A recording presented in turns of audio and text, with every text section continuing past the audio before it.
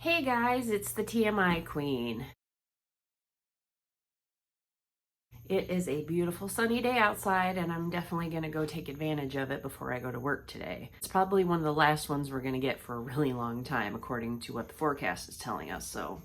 So I know I've been talking a lot about my checklists.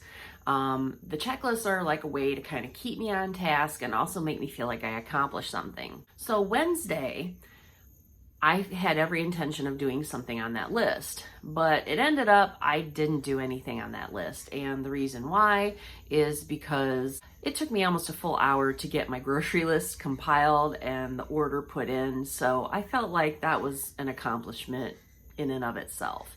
I was feeling really good about that. And I thought, I can do something on my actual checklist on Thursday. I'll be well rested from the night before. And, maybe I'll even get 2 things done because I'll have so much energy. Late Thursday morning, I got a phone call offering me my old job back full time. So yeah, I spent pretty much the whole day calling everybody that I knew to tell them, guess what? By the time all that got done, I had just enough time to cook some lunch, eat it, and go on my way. But that was okay because it was an exciting day and I was totally fine with not getting something done from my list because yay. Then today, Friday, I was like, okay, well, I can do some stuff on my list today. But I didn't fall asleep till really late last night because I was so excited. And also I have a little apprehension about the way the election is going and stuff like that. So I've been constantly checking the polls. I want to see what's going on.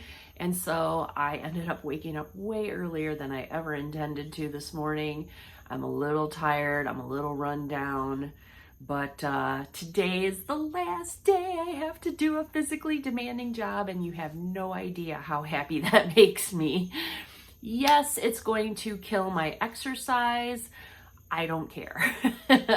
Now, one of the items that was kind of running through my head on Thursday night that kind of kept me awake was I need to come up with a routine because I had a pre-quarantine routine that was pretty firmly established, but there was parts of it that weren't really working for me. And I haven't really been able to fully go back to it because of my flip-flopping schedule, working days, 3 days a week, and then working evenings, 2 days a week. And so my sleep was flip-flopped, my energy levels would flip-flop, and it was just really hard to make any kind of really super firm routine. But now, the idea is that during the week, I will wake up at 6 and on the weekend around 7, 8. Pre-quarantine, I think I was waking up pretty consistently around 7:30. But I like to have a little leeway because sometimes I sleep in. But definitely won't ever sleep past 9 because I just won't get anything done during the day if I sleep later, and I won't be able to sleep at night. The goal is to wake up between 7 and 8. It'll give me the best way to get the most things done during the day. My bedtime is going to be 10 or 11. Pre-quarantine, it was pretty consistently 11, so I feel like it's probably going to be closer to 11 than 10. But 10 is always the goal because that would give me a full 8 hours of sleep during the week. But knowing the way my rhythms are in my body, I usually can't fall asleep that early. My body just refuses to let me, so it's whatever. So I came up with this little handy dandy routine here. I've got my morning routine laid out. The only thing that's changing with that is getting up like 15 minutes earlier because with the more consistent sleep, I will be able to easily wake up at 6 a.m. consistently every day rather than the first day waking up at like 6:15 and then the next day maybe waking up at 5 after and then finally on Wednesday waking up at 6 and then now I got to flip-flop my schedule again. Now I can get up at a more consistent time and what will work best for me is getting up at 6. And then obviously, like I said, on the weekend, get up at 7 or 8. And so I'll follow my normal, usual, everyday routine I'm sure you don't want to hear about. And then when I get home, I've also got a routine for not only keeping up each room of the house, doing a little bit of work in it each day so that it doesn't ever get truly overwhelming. That's the goal. The thing that I have to worry about incorporating is number one, an evening shower, because it takes a long time to dry my hair in the morning. And the longer it gets, the longer it takes. And I only give myself 15 minutes to do my hair. And when you're spending almost that entire time just drying it, not styling it, it's kind of a pain. So if I can take my shower the night before and then just style it in the morning, it'll be a lot easier. This hair right here is just brushed out from, I went to bed with kind of a wet head a little bit. And then I got up this morning and just brushed through it. And I mean, I think it looks pretty okay. It doesn't really look that bad, but, I'll actually be able to blow it out or style it or curl it. I'll have plenty of time to do that without having to, dry my hair. If I do have to dry it, it'll be because I had to like wet down little parts that might be like sticking up, like this part right here is a little bit tangled up. But beyond that, not going to take as much time to do my hair in the morning.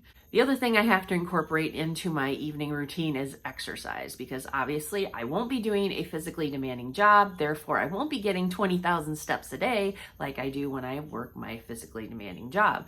So I'll need to do a little bit of exercise each day. And if I schedule that right into my schedule, which I'm thinking while dinner is cooking, instead of just sitting on my butt, watching TV, I could be on my bike, or, because I have a recumbent bike, and I could be doing that, or I could be doing yoga, and I'll get my exercise in one way or the other. So that's the goal.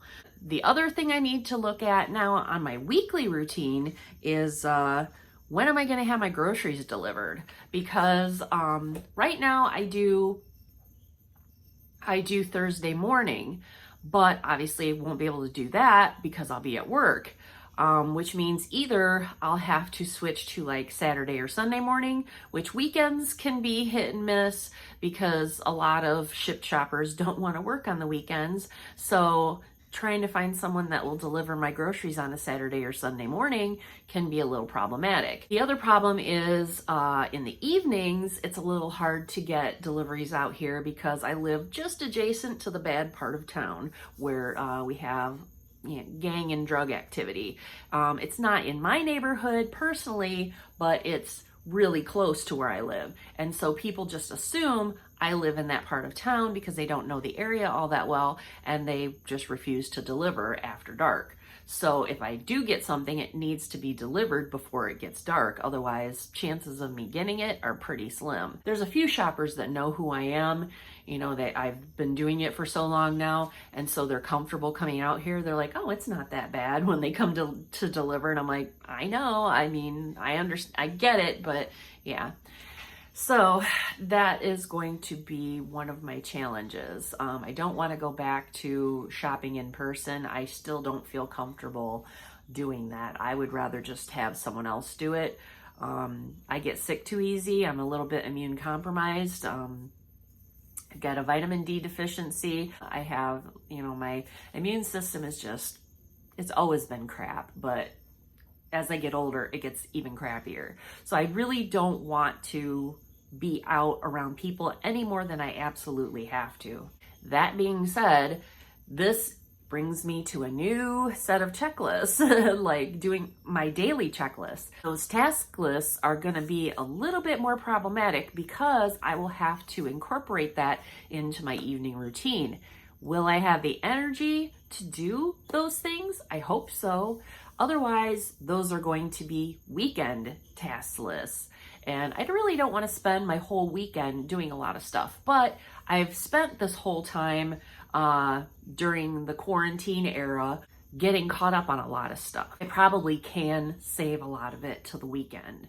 And now that I've got my Friday to Saturday thing where I've got the whole time to myself, I can maybe use that time and maybe after the grandkids go home, work on a project. And I've actually been thinking about possibly like maybe once a month have a weekend to myself where I don't have the grandkids. You know, I do enjoy my time with them, but you know, I am realizing I do maybe need an occasional weekend to myself just to recharge, just so that I can, you know, do things that I need to get done for myself. Lately they've been coming over like in the mid to late afternoon on Saturday, so I do have a good chunk of the day on Saturday to get things done that I need to do and do running around that I need to do. And then they usually leave earlier on Sunday, so I've got the whole rest of the day to do, you know, tie up loose ends, clean up whatever messes they made that we couldn't get accomplished while they were here. But yeah, so I'm excited. I'm really happy. I feel so much calmer already. And I hope that trend continues, because I need some good news in my life. I need some good things to start happening in my life. And this just really helps me feel a lot calmer. So anyhow, I hope you guys are having a good weekend. And I'm going to try to have a good weekend, knowing that life is finally going to go back to normal. And I'll talk to you later. Bye.